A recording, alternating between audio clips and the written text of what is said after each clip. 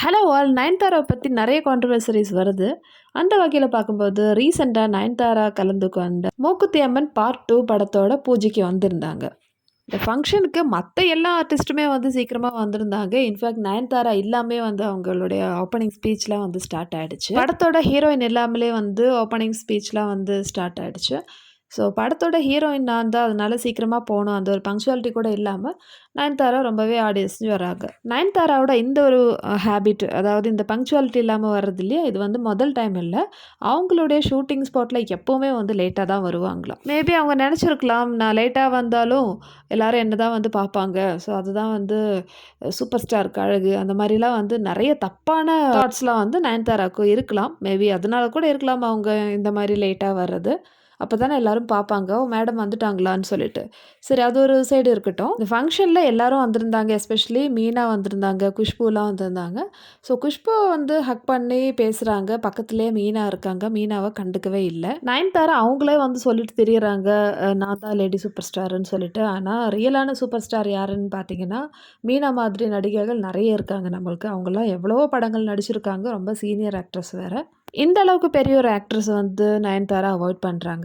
என்ன ரீசன் தெரியல. மேபி ஜெலஸா கூட இருக்கலாம். இந்த மூக்குத்தி அம்மன் படம் வர்றதுக்கு முன்னாடி வரைக்கும் எல்லா அம்மன் கேரக்டர்ஸுமே வந்து மீனா தான் பண்ணியிருந்தாங்க. ஸோ ஏதோ ஒரு படம் சக்ஸஸ் ஆகிடுச்சு. அதுலேருந்து இனிமேல் நான் தான் அப்படின்னு சொல்லிட்டு அந்த ஒரு ரோலுக்கு வந்து இவங்க செலக்ட் ஆகிட்டாங்க. நயன்தாராவோட இந்த ஒரு ஆட்டிடியூடு சோஷியல் மீடியாவில் ரொம்பவே ட்ரெண்டிங்காக போயிட்டுருக்கு. என்ன இருந்தாலும் நயன்தாரா பண்ணது தப்புன்னு சொல்லிட்டு. அடுத்தது நயன்தாராவோட இன்னொரு கான்ட்ரவர்சரி என்னன்னு பார்த்தீங்கன்னா, நான் இனிமேல் லேடி சூப்பர் ஸ்டார் கிடையாதுன்னு சொல்லிட்டு அவங்களே தெரிவிச்சுட்டாங்க. ஆக்சுவலி இந்த பட்டம் யாருமே கொடுக்கல. அவங்களே அவங்களுக்காக கொடுத்தது. இந்த லேடி சூப்பர் ஸ்டார் பட்டம் வந்து நயன்தாராவோட ரவுடி பேபி ப்ரொடக்ஷன்ஸில் தான் வந்து ஃபஸ்ட்டு கொடுத்துருந்தாங்க. ஸோ அவங்களுக்கு அவங்களாவே போட்ட ஒரு பட்டம் தான். இது வந்து இனிமேல் எனக்கு தேவையில்லை அப்படின்னு சொல்லிட்டு நயன்தாரா சொல்லிட்டாங்க. இதுக்கு வந்து குஷ்பு என்ன தெரியுமா சொல்கிறாங்க, சூப்பர் ஸ்டார்னா ஒரே ஒரு ஆள் தான், அது நம்ம தலைவர் ரஜினிகாந்த் மட்டும்தான்.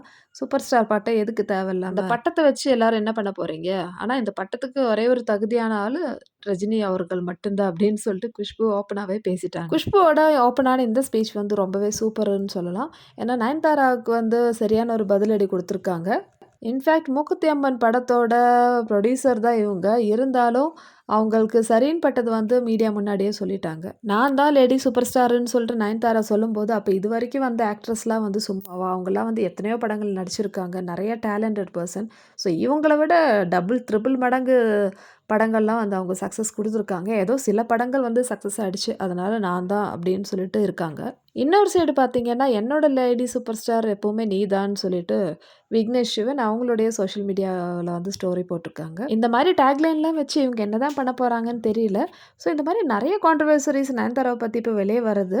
ஸோ எதனால இருக்கலாம்? மேபி நெகட்டிவ் பப்ளிசிட்டி தான் வந்து ரொம்ப நிறைய பேருக்கு ரீச் ஆகும்னு சொல்லிட்டு இவங்க நினைக்கிறாங்களோ? ஸோ அதனால கூட இவங்க கொஞ்சம் ஆட்டிடியூடாக நடந்துக்கிறாங்கன்னு சொல்லிட்டு நிறைய பேர் பேசுகிறாங்க. இதை பற்றி உங்களோட ஒப்பீனியன் சொல்லுங்கள். ஸோ ஆஸ் யூஷுவல் இந்த வீடியோ பிடிச்சிருந்தா சேனல் லைக் பண்ணுங்கள், ஷேர் பண்ணுங்கள், சப்ஸ்கிரைப் பண்ணுங்கள். இதே மாதிரி அடுத்த வீடியோவில் பார்க்கலாம்.